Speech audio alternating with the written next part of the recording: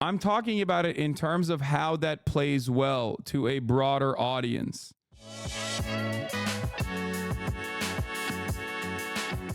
It's insane that we used to be stuck with Biden. It's insane how right I was and how wrong everyone was and how I'm still right, but we've seemingly forgotten. Okay.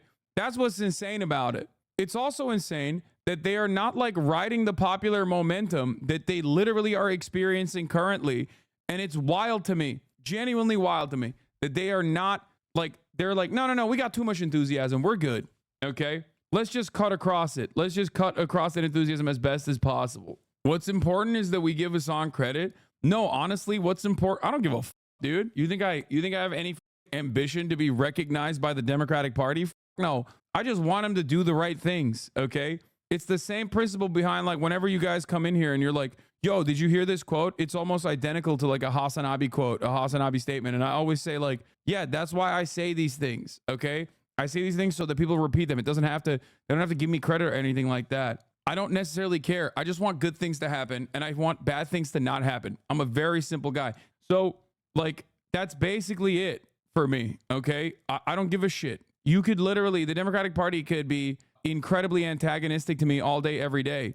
But as long as they're doing the right things, as long as they are doing things that I would like for them to do, then I'm happy. Okay. The only reason why I bring up how right I was and how wrong other people were is because a lot of people try to come in here and check me. And a lot of people try to come in here and act like I'm not, I don't know what the I'm talking about. Hasan, we are so cooked. Support for banning critical race theory in public schools. Support 44%, oppose 37%. What is critical race theory? 100% of people that responded to this have no idea what it is. Okay? No idea. It doesn't matter. CRT is still around as like 8 buzzwords ago. I know. Maybe they'll bring it back. I just don't think that that's a good argument. Like, it's a good thing to run on for the Republicans. Like, just being like, yeah, we're going to ban woke. We're going to ban woke. Like, that shit didn't work, man. They already dropped DEI. Is it because Kamala plays too well into the DEI narrative? I don't know. Do you think that Kamala's first interview being a joint one with Walz makes her seem a little weak? No, it's a smart choice. Okay. You want to know why is a smart choice? Because one, Tim Walz still has less name recognition. So it's great to have Tim Walz on a prominent stage. Okay. That's number one. And number two, Walz and Kamala Harris being side by side in this interview, having them be side by side in this interview is actually pretty solid because, Walz can pick up on a lot of the stuff that like a lot of the attacks because he's a pretty solid communicator. Also, there is precedent for this, like the people being like, this is weird. What a weird thing to do. It's not weird. People do this shit all the time. Okay. If you think that like doing joint interviews with the media is a strange thing, you're wrong. It's not a strange thing at all. It's perfectly normal. Okay. It baits the sexist allegations will which will fall flat big time. Oh, I hadn't seen those joint interviews before. I thought this was more unique. No, of course it's not unique. What? No, campaigns do joint interviews 100%. I really hope, I really, really, really hope that Tim Walz doesn't like out of fears that she will look like she is at odds with the top of the ticket, like retriangulate to communicate a more moderate message. I hope he does not stray away from that. I hope he just still does the same shit. He 100% is going to. I know, but I still in my mind have this attitude about him because he's a teacher, things like that, because of his background, because of his like lack of ambition in terms of like being elected to higher office. I have this attitude in my mind that he is someone that you can like actually have a conversation with, someone who will potentially stay true to his message, but I don't know. I do worry that like there is a very liberal attitude there in terms of like not trying to be at odds and like not trying to appear at odds with Kamala Harris because you're worried that it's going to look bad and therefore retriangulating your message and just like taking a more moderate tone. Not gonna lie, I don't trust Walz. I mean, I do. In any case, we'll see. We'll see what happens. When I say I want Tim Walz to carry on a progressive message, I'm not simply talking about like, I'm not wish casting. Okay. I'm not simply talking about like oh, I'm a leftist diehard. I'm talking about it in terms of how that plays well to a broader audience. Okay? That's what I'm talking about. A lot of this analysis gets lost in the sauce. That's why so many liberals come in here and they go, oh, dude, you're not fully locked in on Kamala Harris. You're a spoiler. You want Donald Trump to win secretly. There's probably some cynical reason as to why you want to do that because you're a rich white man. But having said that, when I'm talking about this stuff, I'm talking about it in terms of both my own personal perspective, my own personal motivations, my own personal ideology, but I also think that it's good. It plays well, okay? It plays well to a broader electorate.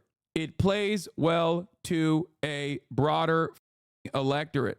There's a trend of journalism out there right now in analysis, Lonnie, which suggests that Kamala Harris and Democrats now, not 2 months ago when Biden was running, have somehow figured out how to beat Donald Trump. Talk about him as being laughable, the meme campaign that's going on out there.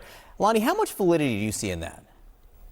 Well, I think the direct contrasts that the Harris campaign is willing to draw, it strikes me that they have been much more willing to confront the Trump campaign on all sorts of different issues. I do think that their reaction time has gotten better. I think there's a number of ways in which the campaign is being run with a little bit more pep in its step. And I think that matters. But certainly the direct contrast of seeing those two candidates, Harris and Trump, on stage together, talking about hopefully issues, we'll see.